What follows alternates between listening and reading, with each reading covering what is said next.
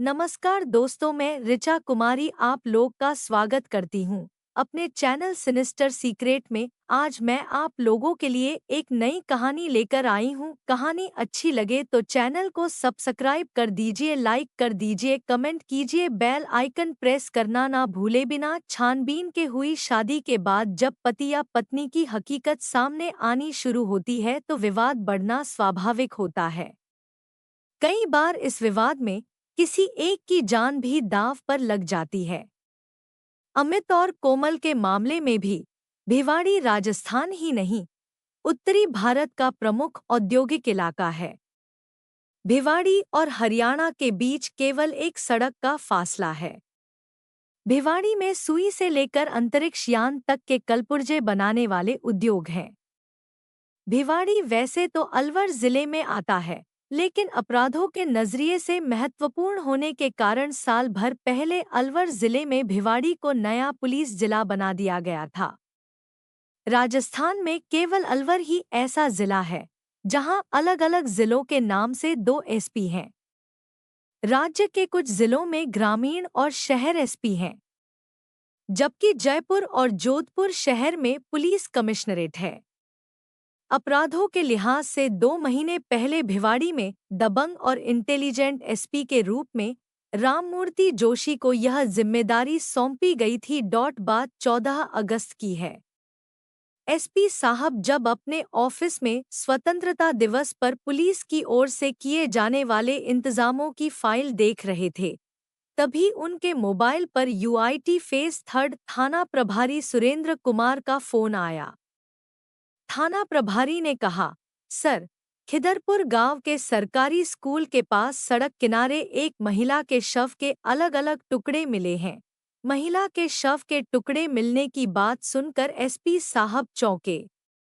मामले की गंभीरता को देखते हुए उन्होंने थाना प्रभारी को कुछ जरूरी निर्देश देकर कहा, आप शव के बाकी टुकड़े तलाश कराओ, मैं मौके पर आता हूँ। एसपी साहब ने अपने पीए को एडिशनल एसपी अरुण माचा से बात कराने और तुरंत गाड़ी लगवाने को कहा। पीए ने फोन पर लाइन दी तो एसपी साहब ने एडिशनल एसपी को महिला के शव के टुकड़े मिलने की बात बताकर तुरंत मौके पर चलने को कहा और खुद ऑफिस के बाहर खड़ी गाड़ी में सवार होकर खिदरपुर स्कूल की ओर चल दिए। कुछ ही देर में वह खिदरपुर गांव पहुंच गए। स्कूल के पास तमाशबीन खड़े थे। वहां सड़क किनारे झाड़ियां उगी हुई थी। थाना प्रभारी और कई पुलिसकर्मी भी वहां मौजूद थे। एसपी जोशी के पहुंचने के 2 से 4 मिनट बाद ही एडिशनल एसपी अरुण माचा भी पहुंच गए। पुलिस के आला अधिकारियों को देखकर लोगों की भीड़ एक तरफ हट गई। थाना प्रभारी ने आगे आकर एसपी और एडिशनल एसपी को सैल्यूट किया। फिर बताया कि सबसे पहले कमर से नीचे और जांघों से ऊपर का हिस्सा मिला। इसके बाद आसपास तलाश कराई गई तो कुछ दूर झाड़ियों में अलग अलग जगह पर दोनों हाथ मिले। एक जगह पर बालों में उलझा इंसानी मांस का टुकड़ा मिला। शव के ये अलग अलग टुकड़े महिला के थे, जो करीब 200 मीटर के दायरे में मिले थे। टुकड़ों से पता लगाना मुश्किल था। एसपी राममूर्ति जोशी ने शव के टुकड़ों का निरीक्षण किया।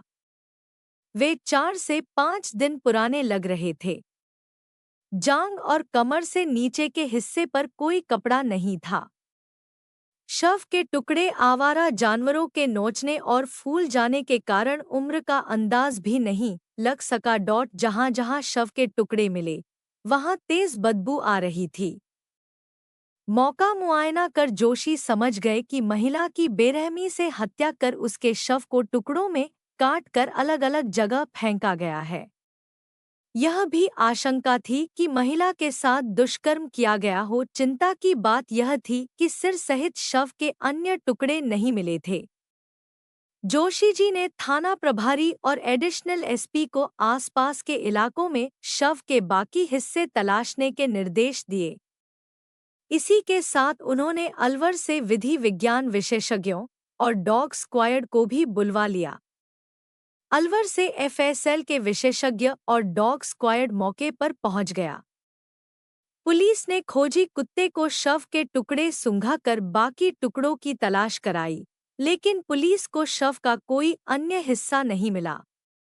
इसका कारण यह था कि 2 से 3 दिन से हो रही बारिश ने सुराग मिटा दिए थे। फोरेंसिक विशेषज्ञों ने भी मौके से साक्ष्य जुटाए, लेकिन 8 से 10 घंटे की खोजबीन के बाद भी पुलिस को न तो महिला के बारे में कोई सुराग मिला और न ही कातिलों के बारे में कोई जानकारी।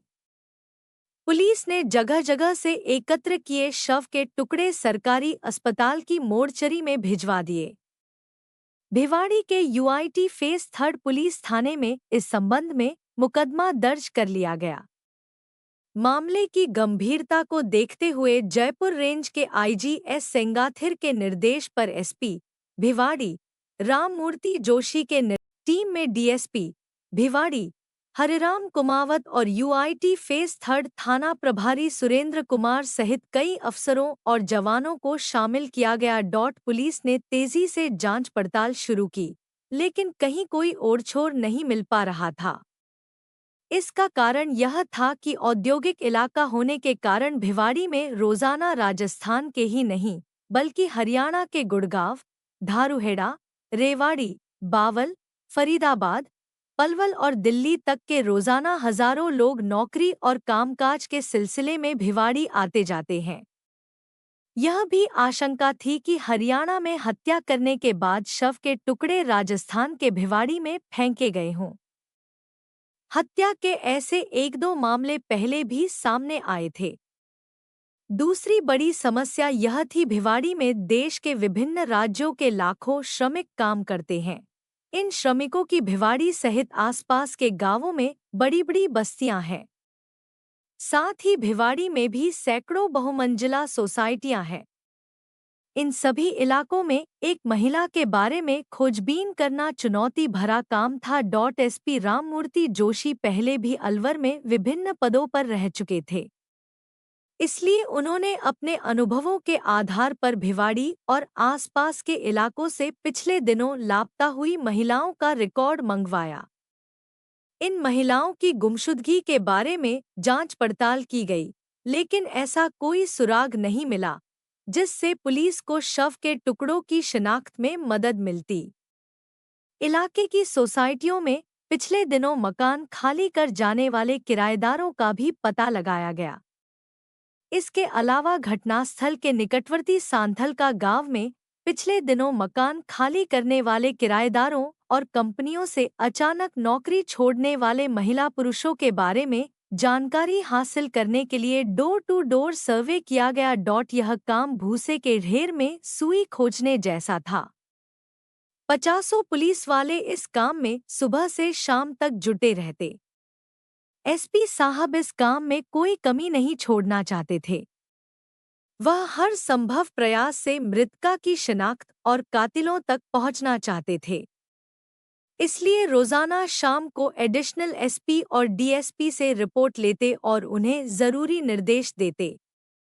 पुलिस को मिली जांच की राह 2 सप्ताह से भी ज्यादा समय तक चली। इस भागदौड़ में पुलिस को पता चला कि गांव सांथलका की विनोद कॉलोनी में रहने वाले अमित गुप्ता और उसकी पत्नी कोमल पिछले कुछ दिनों से बिना किसी को बताए अचानक कमरा खाली कर चले गए। पुलिस ने कॉलोनी के दूसरे लोगों से पूछताछ की तो जानकारी मिली कि अमित और कोमल में आपस में झगड़ा होता रहता था।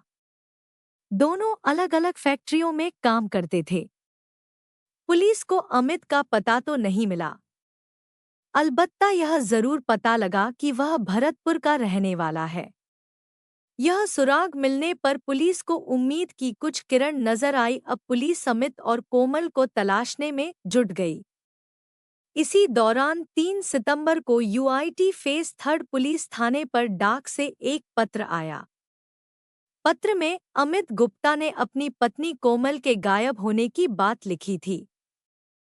पत्र में अमित का मोबाइल नंबर और कोमल का कानपुर का पता लिखा था। पुलिस ने मामले की पड़ताल करने के लिए अमित के मोबाइल पर फोन किया, लेकिन वह स्विच ऑफ मिला। चूंकि अमित और उसकी पत्नी अचानक मकान खाली करके गए थे और अब अमित ने खुद थाने आने के बजाय पत्र लिखकर अपनी पत्नी की गुमशुदगी की बात कही थी। इससे पुलिस को संदेह हुआ। थाना प्रभारी सुरेंद्र कुमार ने एसपी राममूर्ति जोशी को पूरी बात बताई। जोशी को भी मामले में संदेह नजर आया। उन्होंने भी अमित के मोबाइल नंबर पर कई बार कॉल की, लेकिन उसका फोन हर बार स्विच ऑफ मिला।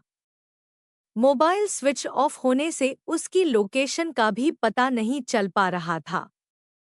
सच्चाई का पता लगाने के लिए एसपी ने थाना प्रभारी को पत्र में लिखे कोमल के कानपुर के पते पर पुलिस टीम भेजने के निर्देश दिए। भिवाड़ी से पुलिस टीम कानपुर में मीरपुर कैंट स्थित कोमल के घर पहुंची। वहां पूछताछ में पता चला कि कोमल की अपने परिजनों से 11 अगस्त के बाद से कोई बात नहीं हुई थी। उन्हें न तो कोमल का कुछ पता था और न ही अमित का। कोमल के परिजनों ने पुलिस को बताया कि दोनों मियां बीवी में आए दिन झगड़ा होता था। यह भी बताया कि अमित ने कोमल से धोखे से शादी की थी। उनसे यह जानकारी भी मिली कि अमित ने अपनी किसी महिला दोस्त की हत्या भी की थी। उन्हें शंका थी वह कोमल की भी हत्या कर सकता है। कानपुर में कोमल के घर वालों से मिली जानकारी के बाद अमित पर पुलिस का शक पक्का हो गया। साथ ही यह अनुमान भी लग गया कि 14 अगस्त को खिदरपुर स्कूल के पास मिले शव के टुकड़े कोमल के ही हो सकते हैं। अब अमित को तलाशना जरूरी था। साइबर सेल के head constable Mohanlal, constable Sandeep और नीरज ने अमित का मोबाइल लगातार स्विच ऑफ मिलने पर उसकी पुरानी कॉल डिटेल्स निकलवा कर उनका विश्लेषण किया।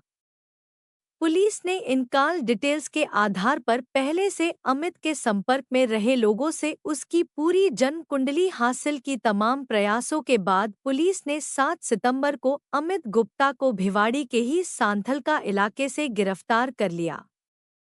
उसे पुलिस थाने लाकर पूछताछ की गई। पहले तो वह पुलिस को यह कहकर गुमराह करता रहा कि कोमल लापता है, मैं उसकी तलाश कर रहा हूं। लेकिन कड़ाई से पूछताछ में उसने अपना जुर्म स्वीकार कर लिया। पुलिस पूछताछ में कोमल की हत्या की जो कहानी उभर कर सामने आई वह इस प्रकार है। अमित गुप्ता राजस्थान के भरतपुर शहर का रहने वाला था। उसकी शादी 13 दिसंबर 2019 को कानपुर निवासी हरिप्रसाद गुप्ता की बड़ी बेटी कोमल से भरतपुर में हुई थी। कोमल की यह दूसरी शादी थी। उसकी पहली शादी 2004 में कानपुर के संजय से हुई थी, लेकिन टीबी की बीमारी के कारण उसके पति संजय की 4 साल बाद 2008 में मौत हो गई थी। लॉकडाउन में भुखमरी की नौबत ले आई भिवाड़ी अमित भरतपुर में ही मित्र की दुकान करता था। अमित और कोमल भरतपुर में कुम्हेर गेट पर रहते थे। कोमल अपने पहले पति संजय के भांजे लाली गुप्ता से फोन पर बात करती थी। इस पर अमित को ऐतराज था। इसी बात पर दोनों में आए दिन झगड़ा होता था। कोरोना संक्रमण के कारण लॉकडाउन होने से अमित का ही मित्र का कामकाज ठप हो गया। वह बेरोजगार हुआ तो रोजी-रोटी की तलाश में भरतपुर से भिवाड़ी आ गया। अमित और कोमल भिवाड़ी में सांथलका गांव की विनोद कॉलोनी में किराए का कमरा लेकर रहने लगे। अमित सेंट गोबेन कंपनी में नौकरी करने लगा। केवल अमित की नौकरी से घर का खर्च नहीं चल पाता था, इसलिए उसने कोमल को भी नौकरी करने को कहा। कोमल ने प्रयास किया तो उसे भिवाड़ी के पास चौपानकी में क्लच वायर बनाने वाली कंपनी में नौकरी मिल गई। भले ही पति पत्नी दोनों नौकरी करने लगे थे, लेकिन उनके बीच झगड़े खत्म नहीं हुए। परेशान होकर कोमल ने 11 अगस्त को अमित को कमरे से निकाल दिया। अमित कमरे से चला गया। उसके कुछ देर बाद कोमल अपनी नौकरी पर चली गई। पत्नी से झगड़े के बाद अमित ने एक बार तो अपने घर भरतपुर जाने का विचार बनाया। फिर उसने रोज-रोज का झगड़ा खत्म करने के लिए कोमल का ही खेल खत्म करने की योजना बना डाली। उसने बाजार से एक लुहार से तेज धारदार वाला बड़ा चाकू खरीदा और वापस कमरे पर आ गया। कमरे की एक चाबी अमित के पास पहले से ही रहती थी, इसलिए उसे कोई परेशानी नहीं हुई। शाम को कोमल अपनी नौकरी से वापस कमरे पर लौटी तो अमित ने कमरे का गेट बंद कर उसे तरंग नामक भांग की गोलियां खिला दी। भांग के नशे में कोमल को कुछ होश नहीं रहा। अमित ने उसके हाथ पैर बांध दिए और गला दबाकर उसकी हत्या कर दी। इसके बाद उसने तेज धार वाले लंबे चाकू से उसके शरीर के अलग-अलग टुकड़े किए। टुकड़े करने के दौरान कमरे के फर्श पर बिछी दरी पर खून फैल गया। इस पर उसने दरी को एक तरफ रखकर बाकी खून के निशान पानी से धो दिए।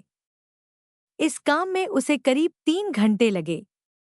कोमल के शव के टुकड़ों को प्लास्टिक के 3 अलग-अलग बोरों में भरकर वह रात को कमरे पर ही सो गया। दूसरे दिन सुबह जब कॉलोनी के लोग अपने अपने कामों पर चले गए, तब वह कमरे से एक-एक बोरा निकाल कर ले गया और कच्चे रास्ते से होकर खिदरपुर स्कूल के पास अलग-अलग जगहों पर फेंक दिए। उसने खून से लथपथ वह दरी भी फेंक दी। दूसरे दिन वह अपना थोड़ा बहुत घरेलू सामान लेकर बिना किसी को कुछ बताए किराए का कमरा खाली कर फरार हो गया। बाद में 7 सितंबर को पुलिस ने उसे गिरफ्तार कर लिया। फरारी के दौरान वह भिवाड़ी के अलावा पलवल, भरतपुर और जयपुर में रहा। अमित की गिरफ्तारी के बाद उसकी निशानदेही पर पुलिस ने 7 सितंबर को ही कोमल के सीने से ऊपर का हिस्सा बरामद कर लिया। इसके अगले दिन 8 सितंबर को पुलिस ने खिदरपुर गांव से करीब 2 किलोमीटर दूर झाड़ियों से वह दरी भी बरामद कर ली, जिस पर कोमल की हत्या की गई थी। दरी पर खून के निशान सूख चुके थे। 9 सितंबर को पुलिस ने अमित की निशानदेही पर सिर का हिस्सा भी बरामद कर लिया। पुलिस की सूचना पर कोमल के घर वाले 8 सितंबर को कानपुर से भिवाड़ी पहुंचे। पुलिस ने कोमल के भाई और बहन के डीएनए के सैंपल लिए ताकि कोमल के शव की अधिकृत पुष्टि की जा सके। पूछताछ में यह भी पता चला कि अमित ने सन 2013 में भरतपुर में दुष्कर्म करने के बाद एक महिला होमगार्ड की हत्या कर दी थी। इस मामले में पुलिस ने उसे गिरफ्तार किया था। करीब 1.5 साल तक वह भरतपुर जिले की सेवर जेल में बंद रहा। इस मामले में अदालत ने उसे आजीवन कारावास की सजा दी थी। सन 2014 में हाईकोर्ट से उसकी जमानत हो गई थी। अमित ने जो अपराध किया, उसकी सजा उसे कानून देगा। लेकिन कोमल की मौत से उसके पिता हरिप्रसाद टूट गए हैं।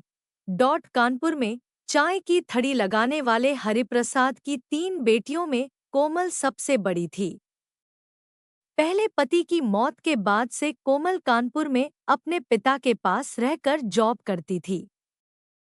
सुमन ने फंसाया था कोमल को। हरिप्रसाद का कहना है कि इस दौरान कोमल के संपर्क में सुमन नाम की महिला आई। सुमन धीरे धीरे उनके घर भी आने लगी। फिर वह कोमल का रिश्ता भरतपुर के अच्छे परिवार में कराने की बात कहने लगी। भरतपुर ज्यादा दूर होने के कारण उन्होंने मना कर दिया। फिर भी सुमन ने पता नहीं कब कोमल का भरतपुर के अमित से संपर्क करा दिया। जल्दी ही अमित ने कोमल को पूरी तरह अपने झांसे में ले लिया। इसका उन्हें पता भी नहीं चला। बाद में सुमन ने कहा कि एक बार भरतपुर जाकर लड़का देख आओ, पसंद आए तभी रिश्ता करना। बेटी की खुशी के लिए हरिप्रसाद भरतपुर गए। वहां देखा तो पहले से ही शादी की पूरी तैयारी हो चुकी थी।